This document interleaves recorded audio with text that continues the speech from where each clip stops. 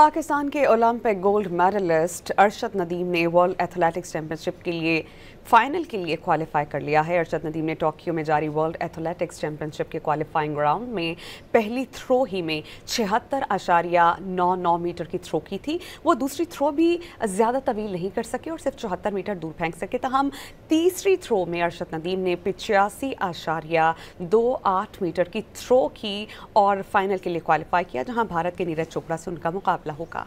पाकिस्तान के Olympic gold medallist Arshad Nadeem ने world athletics championship के लिए फाइनल के लिए क्वालिफाई कर लिया है। अरशद नदीम ने टोक्यो में जारी वर्ल्ड एथलेटिक्स चैंपियनशिप के क्वालिफाइंग राउंड में पहली थ्रो ही में 76.99 मीटर की थ्रो की थी। वो दूसरी थ्रो भी ज़्यादा तवील नहीं कर सके और सिर्फ 74 मीटर दूर फेंक सके। तहम तीसरी थ्रो में अरशद नदीम ने 85.28 मीटर की थ्रो की और फाइनल के लिए क्वालिफाई किया, जहां भारत के नीरज चोपड़ा से उनका मुकाबला होगा।